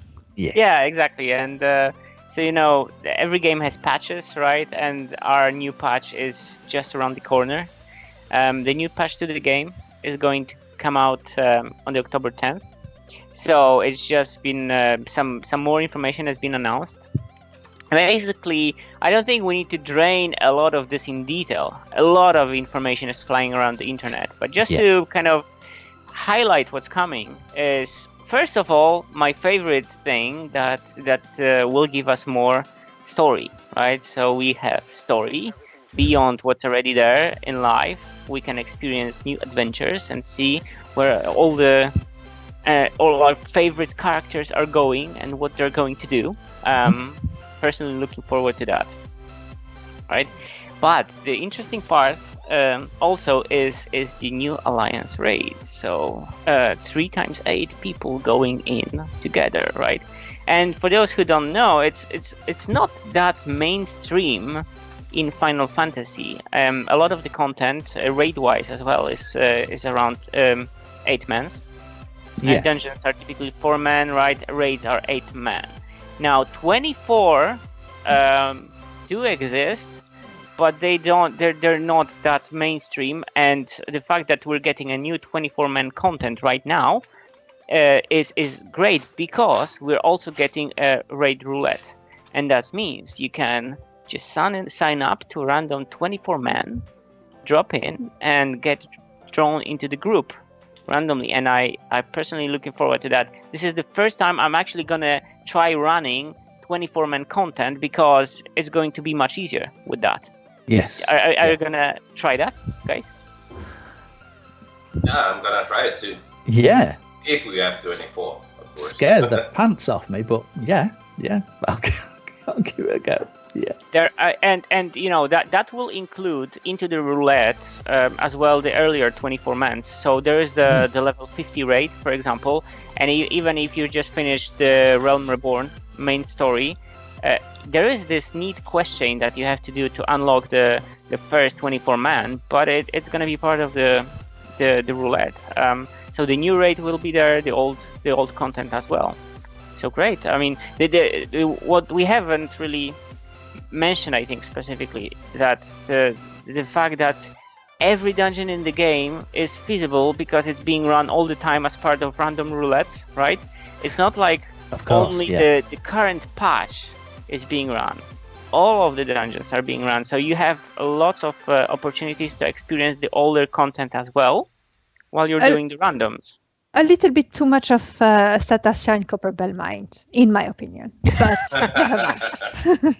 yeah, especially if you're low level, you have limited choices. That's true. So besides the raid, we're getting a new dungeon, which is always welcome. Now, the thing I find funny about the dungeons is because you'll run old content as well, the chances of you getting the new dungeon in the particular day are not that big. So maybe initially, if you just want to see that dungeon, you just have to kind of pick it on your own and just outside of the roulette, just to see it. I think this is the way I'm gonna do it, because otherwise I might just wait 3 weeks until it pops in my roulette. I think I'm just going to announce on Free Company chat, I want to do the no dungeon. Who's with me? And just go do it. I think it's easier. If I was high level, I would go with pleasure. Yeah, but I don't think... Is it going to be level 70 dungeon? Yeah. So that's pretty much, right? Because this is the patch level content. Well, levels fly past. Come on. I think they should give some more dungeons for the low levels to do. Well, we already have 135 dungeons. We have so many. Come on, think about That's going to be a little bit too much. I think adding even the work with tuning this, I think, and eventually we're just going to get to 70. It takes a while, a few weeks, a few months to get there, but we do need that 70 content to be trickling in. And that was the same way with the 60 content, right? We got in the patches some dungeons which were just level 60, and they don't appear as leveling dungeons of course, earlier. Yeah. And then we're getting a new trial as well. And for those who don't know, trials are just fast raids. You drop in, you just have a boss. And it doesn't mean the boss is, easy to do always. The low level definitely not. No. You can actually waste the whole evening and not beat it. So, so we're getting that, and we're getting, besides the entirely new trial, we're getting the ultimate mode. So, ultimate mode. I don't think we're kind of going for it for now. I don't Maybe think never. so. Maybe never. No, never say never. Never say never. But the ultimate mode is meant to crush souls, to make you hate yourself, and to absolutely, never say that the content is too easy. This is meant to punish you severely for even thinking those blasphemous words. So, of course, some people are going to take it up on the challenge and actually, do everything to beat it and say that this is still not it, guys. We'll see. I'm personally curious. Who's going to do it, right? Who's going to be... I really wish it takes a long time for them to do it, because that's one of the things about World of Warcraft that I didn't like, because, method, I think everyone knows them. They would just clear the content in like 1 week. Okay, they play 24 hours a day. But 1 week, it's ridiculous. Don't forget they have PTR practices. Yeah, and they have the PTR practices. Which is different here, right? Yeah, it's like one week. What will they do afterwards? Yay, we beat it. What now? I watch the guys on YouTube doing that content, and they make it look so easy that I feel like throwing my mouse away, you know what I mean? And cutting my fingers off, because I'm never going to be at that level.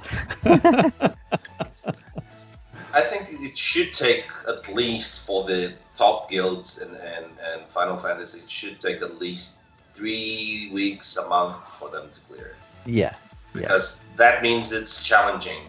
And even if you don't want to, they're making them for them. It's not for everyone. It's for the top guilds of this game. And they should have something for them also. I think Final Fantasy is doing a really good job of being... of getting every single person involved in the game. Casual player, medium player, hardcore players, top guild players. I think that's good for the game. And what I find interesting is that they're making it extra difficult because they're not adding any kind of level drops, improved drops from there. You just have to beat it with the level, with the gear you already obtained from the previous content. So it's purely a skill check. You have to be better and you have to practice. That's good. The gear is not going to carry you there, right? That's very good. It's a very good design because it's really put real difficulty, and this is something we have not really talked a lot about, and I do not have experience it myself, but I have followed a lot of people speaking about Final Fantasy, and one of the things that is very, very popular among the MMORPG community, especially the people that play MMORPG a lot, is the fact that you have this difficulty level that you do not have anymore in other game. What I find nice is even those small touches that you actually have to unlock every instance. It's not just being handed over to you. You have to do a quest line. You have to kind of understand why you're doing this instance. And with 24 mans, it's sometimes a quest chain that you have to do. Yes.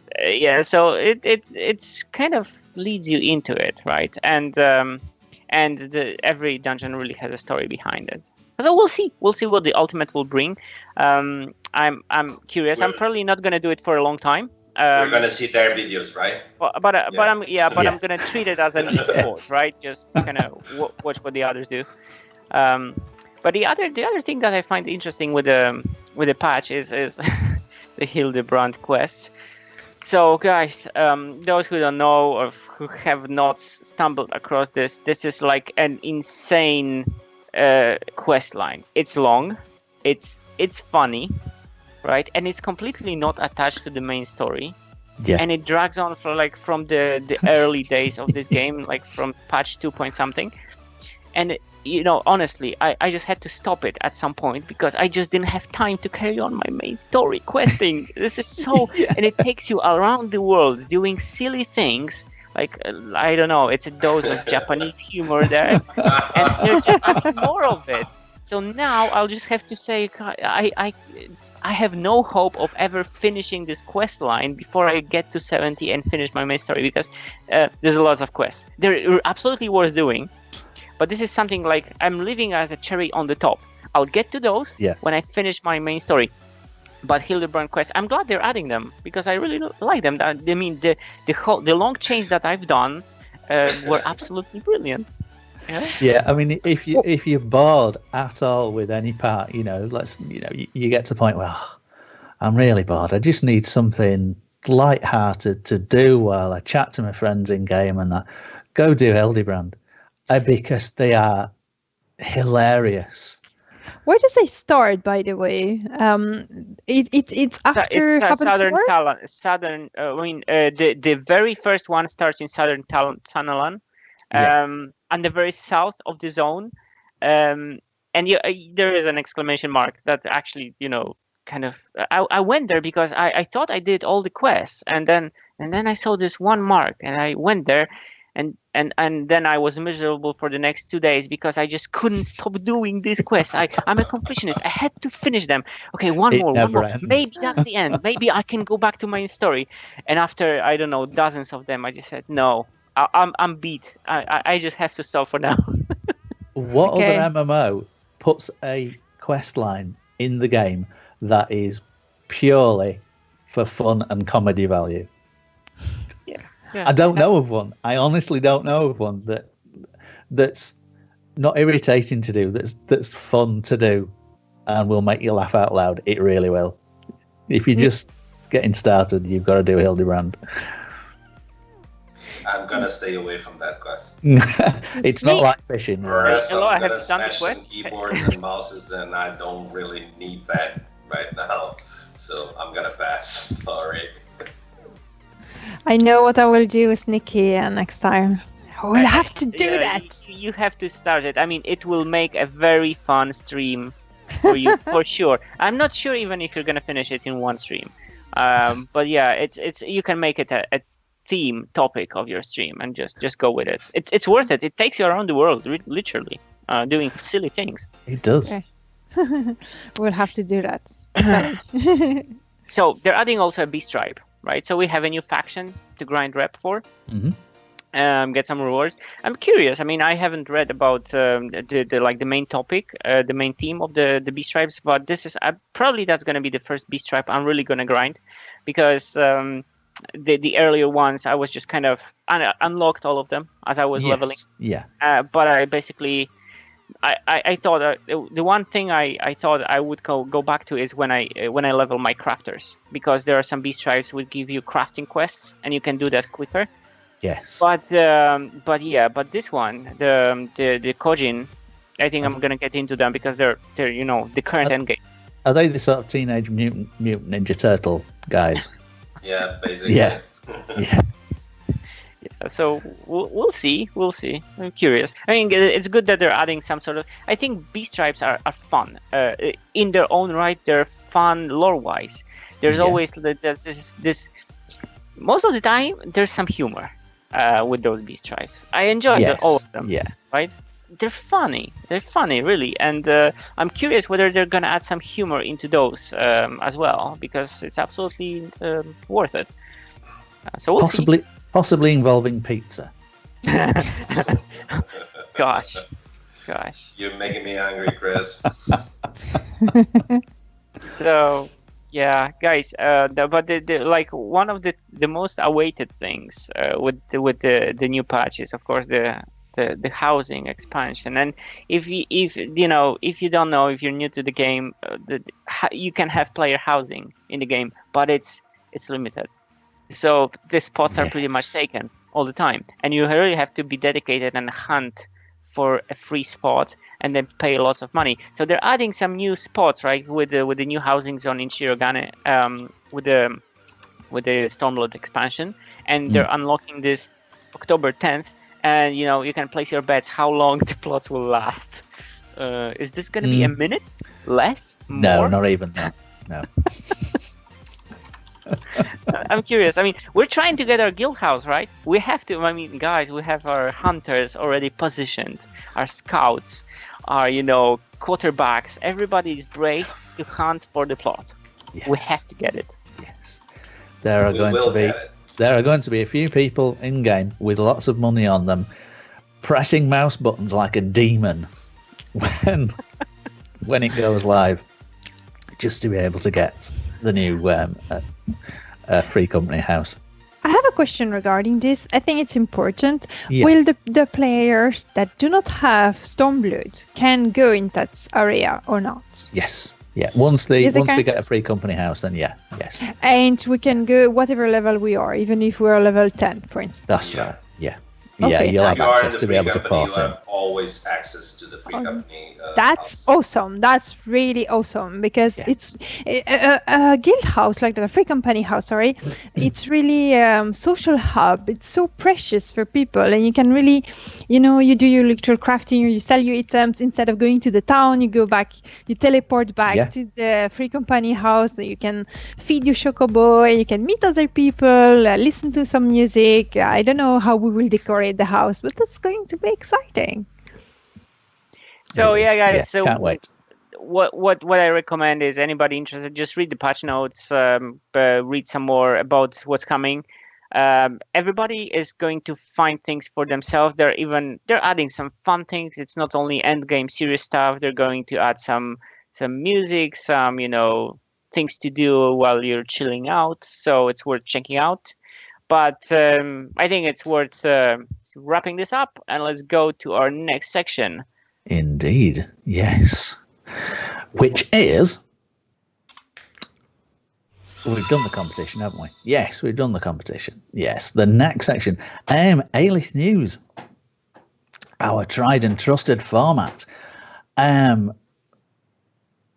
We've grown to 100 active members, which doesn't sound like an awful lot. But given that this is the one thing I always have to keep in mind, is that this is a 5-year-old established MMO. So for us to get to 100 active members was particularly pleasing. A great bunch of people, and it continues to grow. We've got a fantastic recruitment team who beaver away in the background every single day. Huge thanks to those. And we're getting bigger and bigger, which is important, because the bigger we get, the more things we will be able to do as a free company. We're getting stronger. Yes, indeed. And as as a point of pride for all you Alithians, we've reached and we're maintaining number 2 position in weekly free company rankings on Cerberus, which is a little bit of a feather in the cap, and position 5 for monthly standings and rising, I believe. So well done to everybody. That does go to show that we have got active members rather than being a bit of a sort of static company that people pops in from every time to time and really does nothing. Congratulations, everyone, indeed. Yes. We've recently launched successfully our raiding team. We've got a couple of raid leaders who have taken our Alith Academy members and cleared Omega Deltascape Savage Mode, Deltascape 1. I was there. Yeah. Nicely done. Yeah. As well as, I believe, multiple Heavensward Extreme Primals. It's becoming... when do we do, let's say, the raiding? Let's have a look at our calendar. He said, desperately trying to pull up the right... we usually do it on Tuesdays for the raids for the Savage Omega Deltascape. Yes. We do the Heavensward Primals on Thursdays, and then we do Stormblood Primals on Saturdays. Yes. So the calendar's filling up, and the more people we get joining over those 100 active members, the more raid leaders we are going to need, and the more raids that we are going to be doing. So yeah. Something important to point out, despite the fact that Alith is growing, it's a very warm, nice, kind, and welcoming free company. Well, you have a lot of guilds. Once they grow, it starts to be, drama and people fighting or stuff that's not very, very nice. And a bit impersonal and stuff like that. Yeah, exactly. Yeah, you'll always find that it always retains. That is our goal, which is to retain that sort of family, community feeling throughout all the time with Alith. That's our sort of raison d'etre, as it were, and that's what's made us successful for the past 8 years. And we're coming up to another birthday as well, this month, I believe. Next month, not sure. Can I have cake? There will be cake. Yes. I want cake. Yeah, and our producer is desperately typing in Discord because he's going to tell me that I've got the date completely wrong. I have no doubt because my memory is absolutely 12. The 25th of September was. So sorry, mate, you missed the cake. Well, damn. The producer ate the cake. It was our birthday. It was Alith's birthday. And we hit 8 successful years in MMO. That's amazing. As a community. That's a lot of time. So, yes, fantastic. Yeah, well, guys, I joined you 2 months ago, right? Yeah. But I absolutely agree. And now, if you're playing an MMO that feels like a second job, and sometimes you're just burnt out from all the work and the drama you have to deal with, then maybe it's time to get some rest in a more relaxed community, like this one. So you know who you are. I'm talking to you. You know what to do now. Yes, you know what to do. So, and we had one thing that we do every month. We have our member awards, where, let me just pull it up because I can't remember the whole thing. Forgive me for reading this, but I have to have a script. It's basically, we've got so many wonderful, amazing members of the community who do so much good for the guild, always being helpful. And a special way of recognizing those members is, and to make the community more positive, friendly, and helpful, that Alith is, we recognize that if it wasn't for those great people in the guild, we wouldn't have Alith. We wouldn't have Alith how it is today. So, to put it simply, without you guys, there would be no Alith. So it's super important that we actually recognise that and we have a monthly member awards scheme, where the members, so it's your peers basically that are voting you for a member award. And we have quite a few.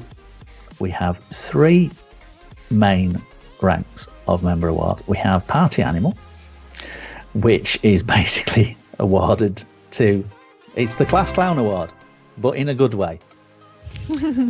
Never take themselves too seriously. Positive fun and energy into the community, and the awards for the Party Animals. And we recognise that because it's a fantastic thing. We have an Above and Beyond award to those members who have gone out of their way to make the place positive and fun, to help people out. And anybody that basically that another member wants to, it's a bit like player commendation. Anybody that's made an impression of you, on you, anything from being generally helpful, sharing useless information, small acts of kindness, we like to reward with a member award. And finally, we have at the top of the pile, we have a Guild Champion Award, which is awarded to one special member each month who's really stood out as being a brilliant and outstanding member of the community, who's made such a positive difference to the guild. It's decided upon and awarded by the entire guild management team, but we also take members' nominations into consideration when deciding. So, with that said, we have this month's, should I say, not this month's, we're really, really late with this, August's Party Animal winners, who were, I've got down Goldilocks here, which is their Discord name, and I really should have looked up what their Alith name was, but Goldilocks, Katara, Elloa, not wishing to embarrass you, Belazarus, Krysalan, and Gith. Well done, you two guys. Congratulations. And well done, yeah. Good work, Party Animal winners. Keep it up. Yes, without a doubt. So, and in the category for, I feel I should be doing a nominated for the category of Above and Beyond, is, well, actually winners this time, Belazarus, Seren Ari, Pain Provider, Shafiras Cameron, Githwiller again. You're doing well today, mate. This was his month. Yeah. You should have left some cake for me. Yeah. That's for sure. Our 2 new raid leaders, that's Krysalan and Kaelin. Katara, Nuddle, Mental Monkey, and Katsu, Above and Beyond winners. Worthy Above and Beyond winners. Congratulations, guys. Congrats. And thank you to make the guild super awesome. The free company, sorry. Yeah. Oh, and I thought I was going to fall. I thought my tongue was going to fall over Final Fantasy XIV in the introduction. Don't worry about that. And the final category, which was Guild Champion winner for August, was Seren Ari. He's remained. Congratulations! He's remained one of our most active, friendly, and helpful members in game on the forums and in Discord, and really stands out. And stands out. Super welcoming to new members. Fantastic member of Alith. So congratulations and congratulations to everyone else. So that almost wraps it up. Nice. Wow. It was fun and nice and awesome to do this Alith-Cast again. Yes. Yeah. I can't believe it's gone so quickly. Mm-hmm. I've run out of script. Wow.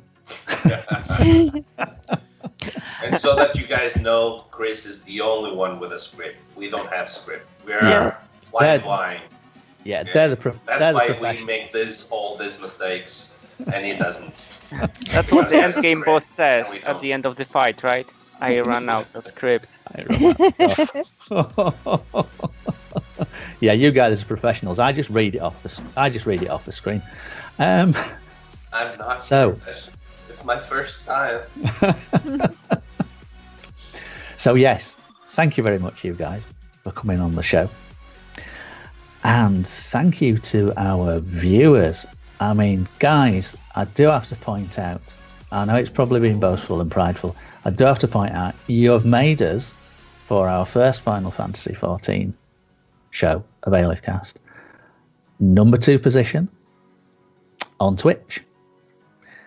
You all deserve to congratulate yourself and give yourselves a round of applause because you are friggin' awesome. Thank you to Yes. everybody who's joined us.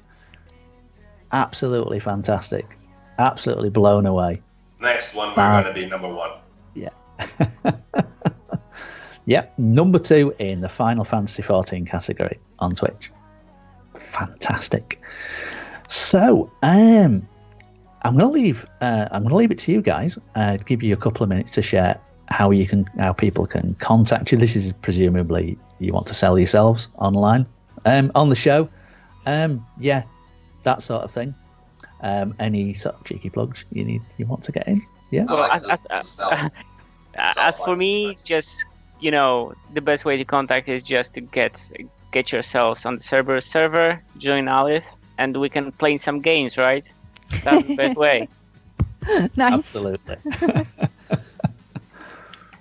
Well, as Gith, mine is almost the same. You can reach me whenever you want in game. I'm also on Discord almost all the time because it's connected with my phone and I can answer any question that you have. If you need a tank, a warrior on the game, if you need some help, just feel free to call me, and if I'm available, of course, because I might be doing something else like Hildebrand Quest or something like that. Or fishing. Or fishing. Well, if you see me on my fisher, that means that I'm asleep. So don't bother calling me. He's too modest. He's really saying, you should join his fishing sessions. He hates his warrior, and he's really so trying funny. to make it work. I'm trying, but I'm still level 2 on my fisher.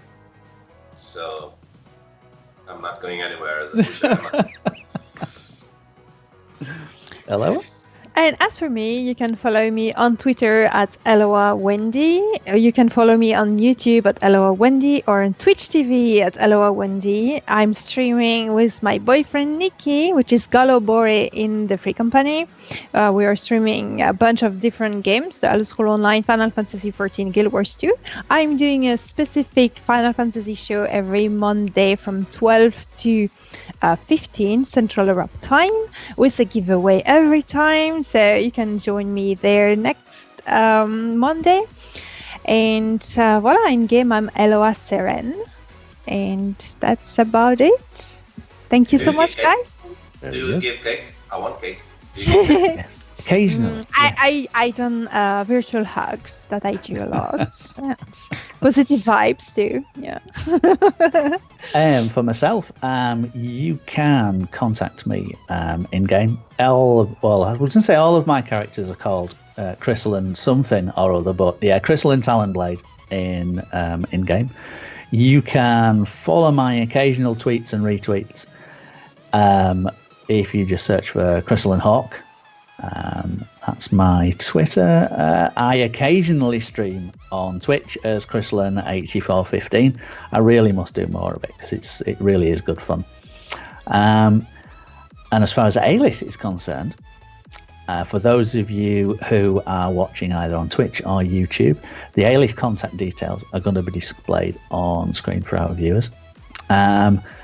If you're listening to the podcast, for details about Alith and how to join, you can go to our website at www.alithffxiv.com, or you can email your questions to us.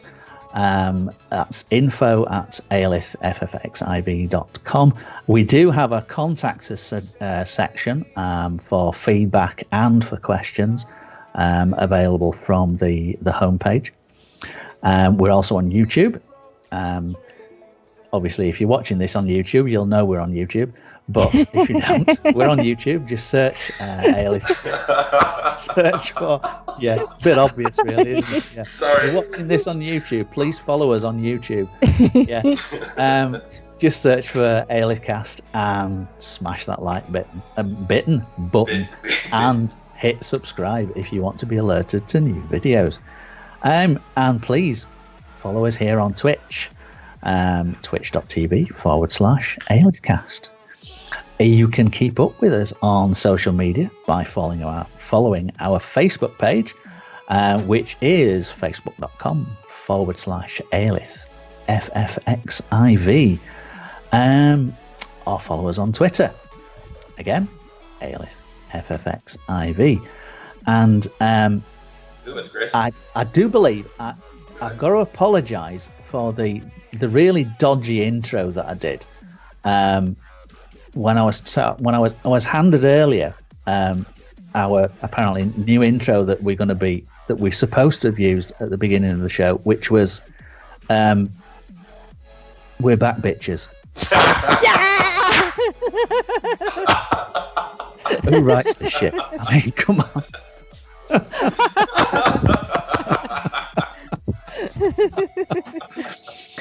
So in-game contacts on Cerberus, character names, guild leader, Belazarus Alith, deputy leader, that's yours truly, Krysalan Talonblade, one of our officers, Nashu Fuzzy Ears. These are all going to be displayed on screen for you. Our Alith-casters, Zenshi Ryuko, did I pronounce that correctly? Ryuko. Oh, Ryuko. Right. Githwiller, Elloa Seren, and we will be seeing more of, who was not with us tonight, Katsuro Idena. Yay! So, cool. So, it just goes for me to thank everybody again for joining us. Thank you to all our management staff for the hard work that you put into the free company every day. And to say a huge thank you, and I really do mean this, to all our members who make it an absolute pleasure to log in every single day. You really do. And, as the Warrior of Light would say, yeah, it's cheesy. Wonderful, cheesy. wonderful. I'm going to do it every time. It was now. awesome. It's so cheesy. I like it. And for the last little bit, I'm going to hand over to Elloa. Yeah, so guys, at the end of the stream, what we do, we are doing a raid towards another streamer of the Final Fantasy XIV community. So here I suggest, I'm just checking if it's still streaming. Yes, it's still streaming. I suggest to send all the love and the Alith hugs and everything to Varicray, which is a really cool and nice and gentle streamer that streams Final Fantasy regularly. Is playing on Odin, but it's a super cool guy. So let's send some hugs. Fantastic. And how do you spell that, Elloa? Oh, yeah, I will write it to you. Cool. Yep, here you go. Oh, sorry, it was A. Sorry. Yeah, of course, I had to make a spelling. Here we go. Varicray. Yeah, so that's Varicray. There you go. Yes. Yes. Yeah. Time to raid the stream. Take care of yourself, guys. See you soon, and thanks to have joined. See you soon. Thanks, guys. Bye-bye.